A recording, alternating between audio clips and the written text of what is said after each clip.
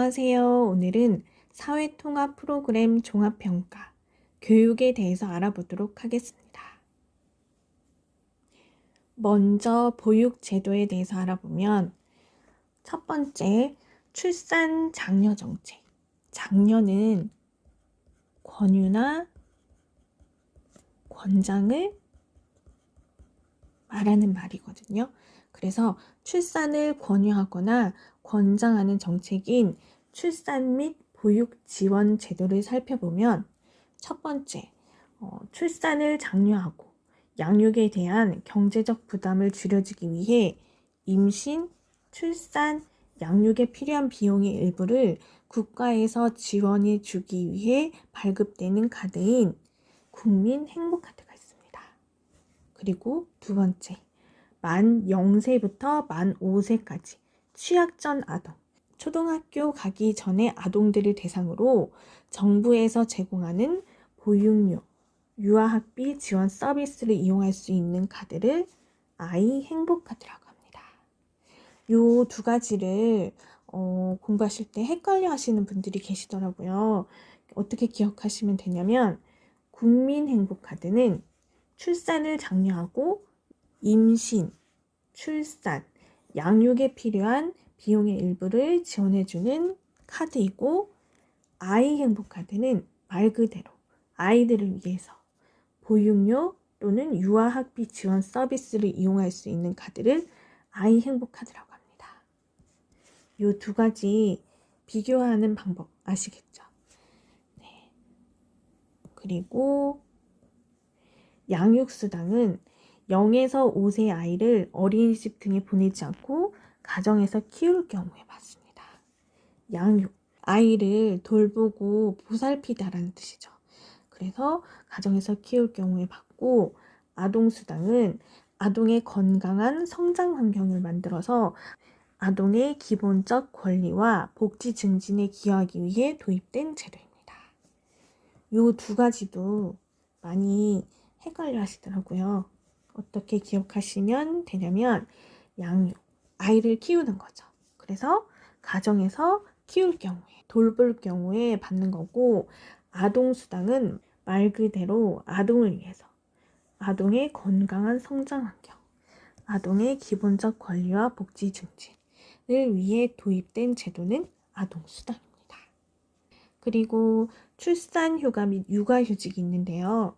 출산휴가는 근로자, 일하는 사람이 임신을 한 경우 아이를 출산하기 전이나 후에 받는 휴가를 출산휴가라고 합니다.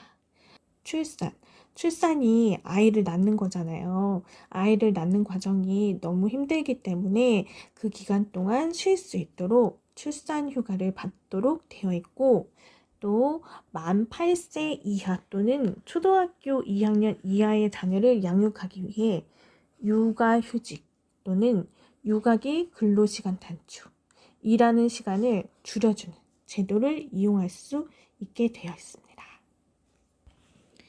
두 번째, 영유아 보육, 교육기관에 대해서 알아보면 먼저 어린이집은 보건복지부 소속으로 만 0세부터 취약전까지 아동을 대상으로 보호와 교육을 담당하는 시설을 어린이집이라고 합니다. 그리고 유치원은 교육부 소속으로 만 3세부터 취약전까지 아동을 대상으로 교육을 담당하는 교육기관을 유치원이라고 합니다. 이 두 가지도 많이 헷갈려 하시더라고요. 어떻게 구분하시면 되냐면 어린이집은 만 0세부터 취약전까지 아동을 대상으로 보호와 교육을 담당하는 시설, 그리고 보건복지부 소속이라는 거, 그리고 유치원은 어린이집은 만 0세부터였죠.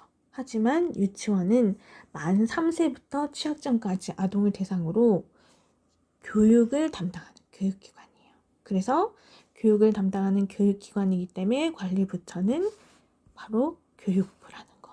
이렇게 구분하셔서 암기하시면 도움이 되실 것 같아요.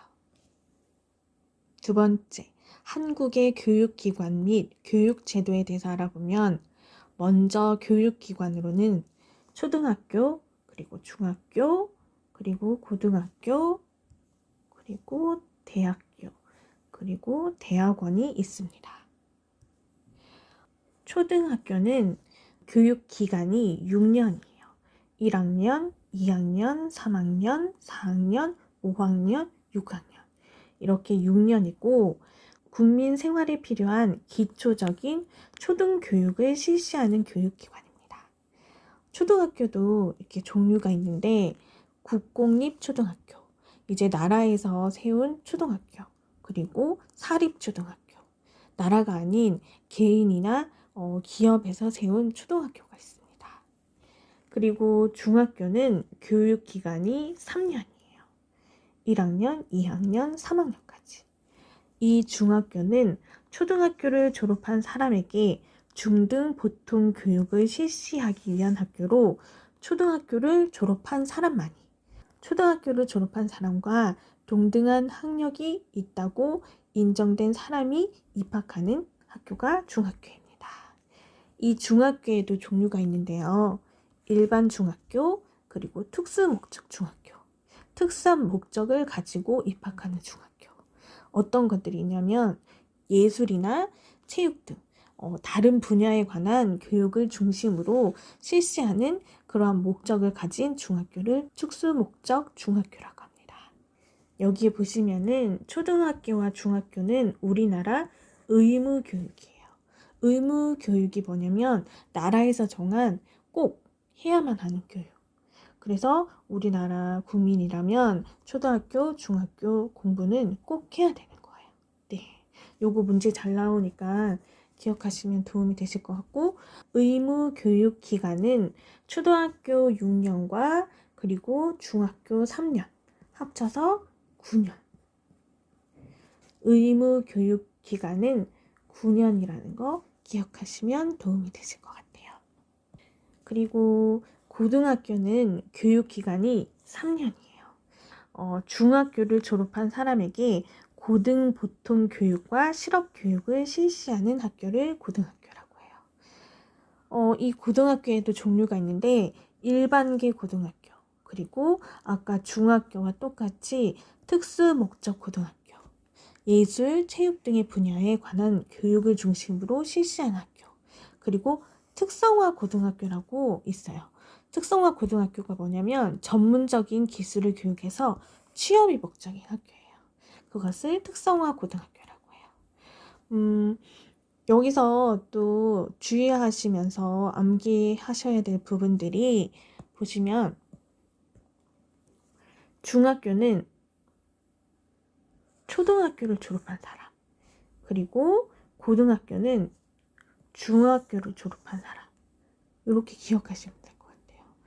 초등학교를 졸업해야지만 중학교에 갈 수 있고 중학교를 졸업해야지만 고등학교에 갈 수 있기 때문에 고등학교는 그 전 단계인 중학교를 졸업한 사람만이 갈 수 있고 중학교는 그 전 단계인 초등학교를 졸업한 사람만이 갈 수 있다라고 요 단계를 기억하시면 헷갈리지 않으실 것 같아요. 그 다음 대학교는 고등교육기관으로 고등학교 졸업자 또는 이와 동등한 학력이 있다고 인정된 사람이 입학을 하며 교육을 이수하면 학사학위를 받습니다. 대학교 그 전 단계가 뭐였죠? 고등학교죠. 그래서 고등학교 졸업자인 거예요. 네, 이 대학교의 종류로는 종합대학교, 그리고 교육대학교, 예술대학교 등 다양하게 있으며 디지털대학교, 방송통신대학교, 사이버대학교 등 방송이나 인터넷으로 강의를 듣는 학교들도 있다는 거 알아두시면 도움이 되실 것 같아요. 그리고 이제 대학원은 대학교를 졸업한 사람이 입학할 수 있고 대학원의 전 단계가 대학교죠. 그래서 대학교를 졸업한 사람이 입학할 수 있고 연구, 교육에 종사하는 최상층의 교육기관으로 석사 과정과 박사 과정이 있습니다. 대학원은 석사 과정을 거쳐야지만이 박사 과정으로 갈 수가 있어요. 그리고 요 두 가지를 또 비교해서 알아보면은 대학교는 고등학교 졸업자 또는 이와 동등한 학력이 있다고 인정된 사람이 입학하는 곳이고, 그 다음에 학사학위를 받아요. 하지만 대학원은 대학교를 졸업한 사람만이 입학할 수 있고, 석사 과정과 박사 과정이 있는 곳이 대학원이에요. 요거 두 가지 이렇게 비교하시면서 암기하시면 도움이 되실 것 같아요. 그리고 우리나라 교육에는 공교육과 사교육이 있는데, 공교육은 국가 또는 지방자치단체가 설립, 운영하는, 만들고 운영하는 학교 교육 또는 이에 준하여 시행하는 학교 교육을 의미하며, 국공립 또는 사립학교 교육을 모두 포함합니다. 그 다음 사교육은 국가가 관리하는 교육기관 밖에서 이루어지는 교육. 국가가 관리하지 않는 교육을 사교육이라고 해요. 이 두 가지도 문제에 자주 나오거든요. 공교육은 이제 뭐가 될까요? 공교육으로는 학교들이 있겠죠. 그리고 사교육으로는 뭐가 있을까요? 우리가 쉽게 아는 학원 같은 것들이 있겠죠. 네. 그리고 요 두 가지가 이제 필기 시험에도 많이 나오지만, 글쓰기 시험, 사교육의 문제점에 대해서 어떻게 생각하십니까? 또는 사교육의 장점은 무엇이라고 생각하십니까? 이런 식으로도 나올 수 있거든요. 그리고 이제 이게 글쓰기 시험뿐만 아니라 면접에서도 나올 수 있어요. 말하기 시험. 그러니까 이 두 가지는 정확하게 구분하여서 알고 계시는 게 도움이 되실 것 같아요. 그리고 교육청은 시와 도의 교육, 학예에 관한 사무를 분장하기 위해 1개 또는 2개 이상의 시, 군구 및 자치구 관할구역으로 해서 설치된 교육 행정기관을 교육청이라고 합니다. 두 번째, 교육 제도에 대해서 알아보면 의무교육이 뭔지 아시겠죠, 이제? 나라에서 정한 꼭 해야만 하는 의무교육기간은 9년입니다. 왜 9년인지 기억나시죠? 초등학교 6년과 중학교 3년. 요 두 과정은 우리나라에서 의무교육으로 정해놨기 때문에 우리나라의 의무교육기간은 요 두 가지를 합쳐서 9년이라는 거. 네, 이것도 꼭 기억하시고, 다음 대학 수학능력시험. 우리나라에서 아주 굉장히 중요한 시험이죠. 왜냐하면 대학교에서 공부할 수 있는 능력을 평가하기 위해 교육부에서 해마다 실시하는 시험으로 고등학교 졸업자 또는 이와 동등한 학력이 인정된 사람만이 응시할 수 있는 대학교에 가기 위해 치는 시험인 거예요. 그래서 이것은 1년에 한 번만 볼 수 있거든요. 그래서 이 시험은 굉장히 우리나라에서 중요하게 여기는 시험이에요. 그리고 평생교육은 언제, 어디서나 무엇이든 자신이 하고 싶은 것들을 할 수 있게 하는 교육활동을 평생교육이라고 합니다. 이 평생교육은 학교의 정규 과정을 제외한 학력 보완 교육, 성인 기초, 문자 해득 교육, 성인분들, 이제 어르신들이나 아니면은 보통 일반 성인들 중에서도 어떠한 사정에 의해서 한글을 아직 잘 모르시는 분들도 많거든요. 종종 있으시거든요. 그래서 그런 분들을 위한 교육 또는 직업 능력 향상 교육, 그리고 인문 교양 교육 등이 있습니다. 외국인 및 이민자 교육에 대해서 알아보면 우리가 공부하고 있는 사회통합 프로그램 KIIP라고 하죠. 사회통합 프로그램이 있어요. 이게 뭔지는 다 알고 계시죠? 네, 이민자 및 한국 생활에 필요한 한국어, 경제, 사회, 법률 등 기본 소양을 체계적으로 습득할 수 있는 프로그램으로 이민자의 한국어 능력, 한국 사회 이해 정도 등을 측정하기 위한 기본 소양 사전 평가 및 이수 레벨 지정이 있으며, 해당 과정을 이수하고 시험에 합격하면 국적 취득 등의 혜택이 주어지는 그러한 교육입니다. 그리고 세 번째 교육열이 있는데요. 우리나라는 교육열이 굉장히 높은 편이잖아요. 그래서 이게 면접에서도 많이 나오고 글쓰기 문제에도 자주 나오거든요. 그래서 이 부분을 특히 더 이해하시는 게 도움이 되실 것 같아요. 우리나라 교육열의 특징에 대해서 알아보면 첫 번째, 높은 진학률이 있어요. 우리나라 학생들은 의무 교육 과정인 초등학교, 중학교뿐만이 아니라 대부분의 학생들이 고등학교에 진학을 해요. 그리고 고등학교뿐만 아니라 대학교 진학률, 대학교에 입학하는 확률 또한 73.3%로 많은 학생들이 대학교에 입학하는 것으로 나와 있어요. 그리고 우리나라 교육열의 특징으로 두 번째, 높은 교육열이 있어요. 높은 교육열, 교육을 굉장히 많이 시킨다는 거죠. 이것의 장점으로는 높은 교육열로 인해 뛰어난 인적 자원을 길러낼 수 있어 경제 발전 및 국가 발전 등에 도움이 될 수 있습니다. 교육을 많이 시킴으로써, 공부를 많이 함으로써 훌륭한 사람들이 많이 나올 수 있죠.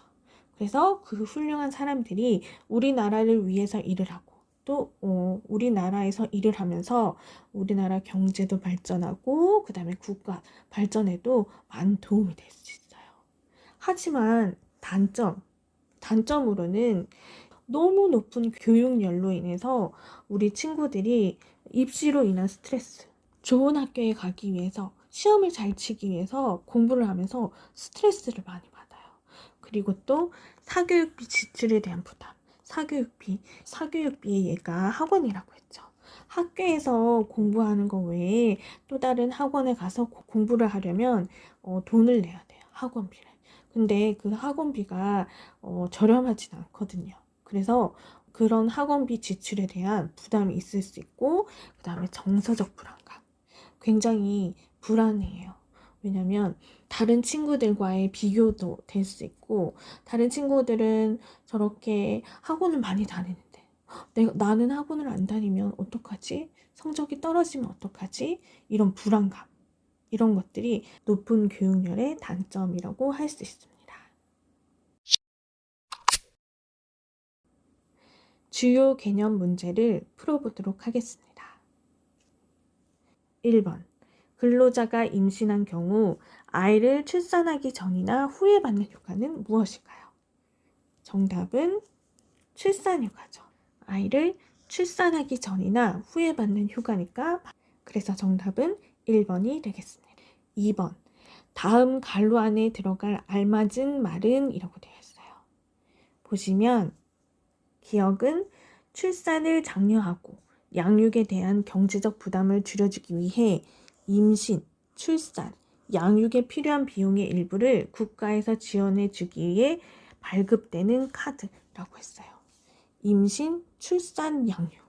요거는 무슨 카드라고 했죠? 바로 국민행복카드죠. 그리고 니은은 만 0세부터 만 5세까지 취약전 아동을 대상으로 정부에서 제공하는 보육료, 유아학비 지원 서비스를 이용할 수 있는 카드를 말한다라고 했어요. 보육료, 유아학비 지원 서비스. 이건 바로 뭘까요? 바로 아이 행복카드죠. 그래서 정답은 기억은 국민행복카드, 니은은 아이 행복카드가 있는 2번이 정답이 되겠습니다. 3번. 영유아 보육기관에 대한 설명으로 옳지 않은 것은 이라고 했어요. 1번. 어린이집은 보건복지부 소속이다. 맞을까요? 네, 맞죠. 어린이집은 보건복지부 소속이 맞아요. 그리고 2번. 유치원은 교육부 소속이다. 맞을까요?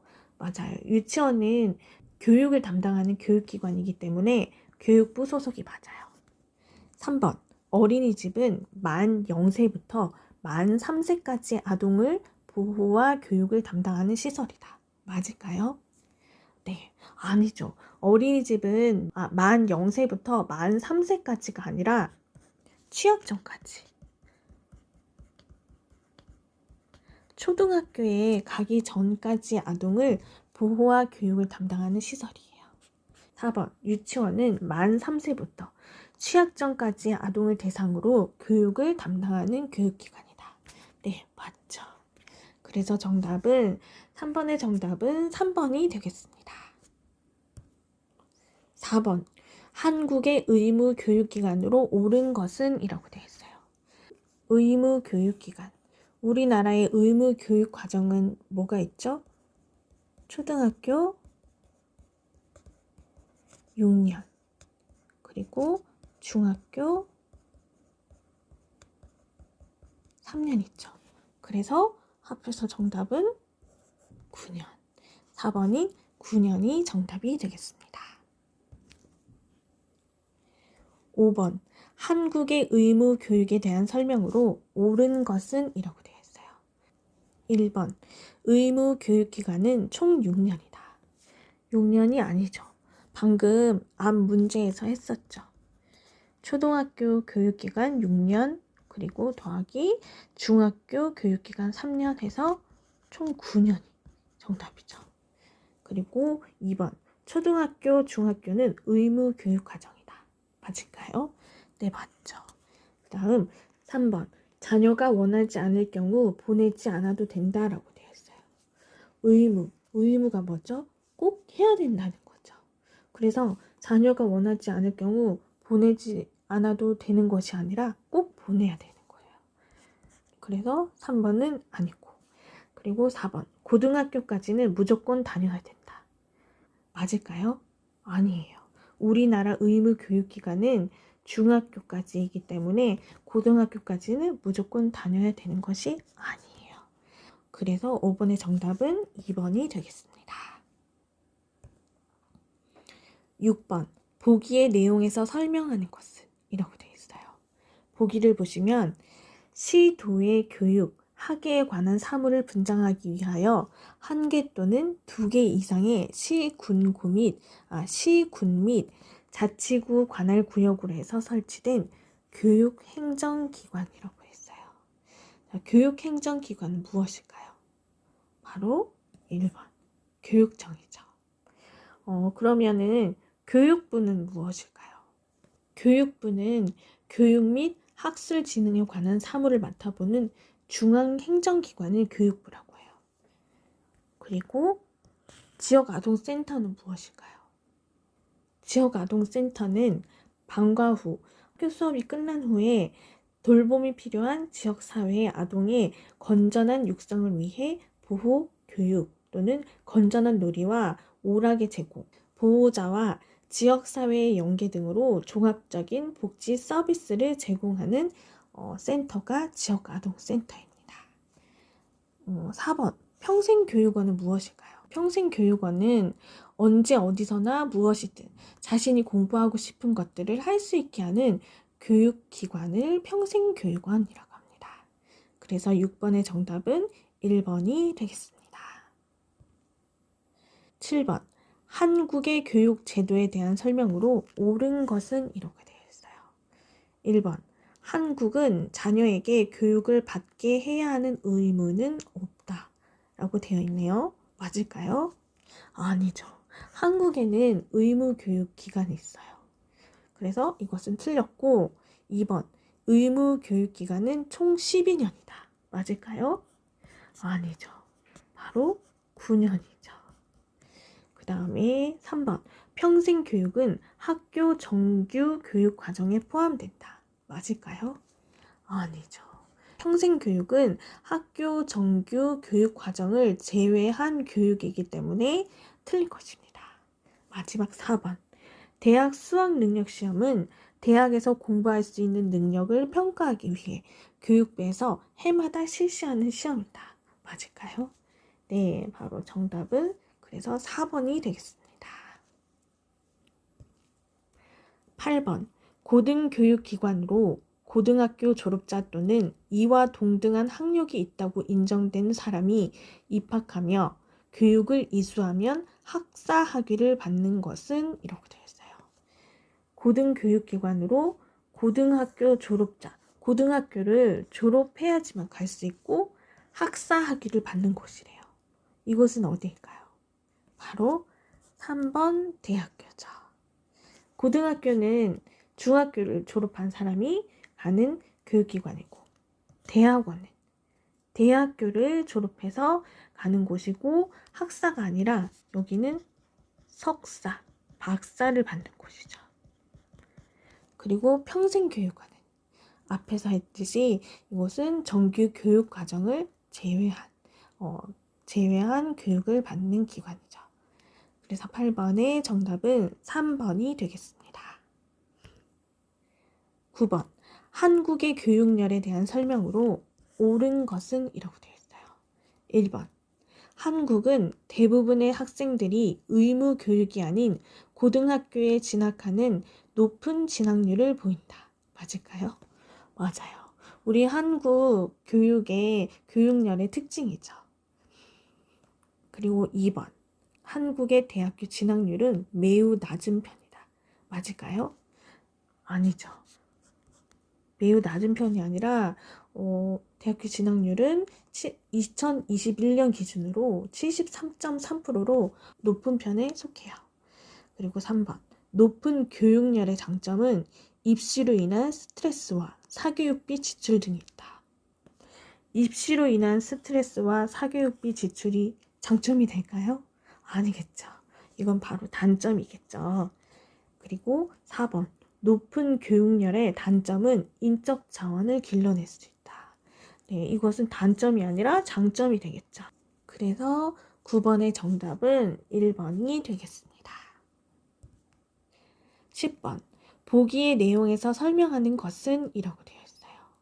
보기를 보시면 이민자의 한국 생활에 필요한 한국어, 경제, 사회, 법률 등 기본 소양을 체계적으로 습득할 수 있는 프로그램으로 이민자의 한국어 능력, 한국 사회의 이해 정도 등을 측정하기 위한 기본 소양 사전 평가 및 이수 레벨 지정이 있으며 해당 과정을 이수하고 시험에 합격하면 국적 취득 등의 혜택이 주어지는 것은 무엇일까요?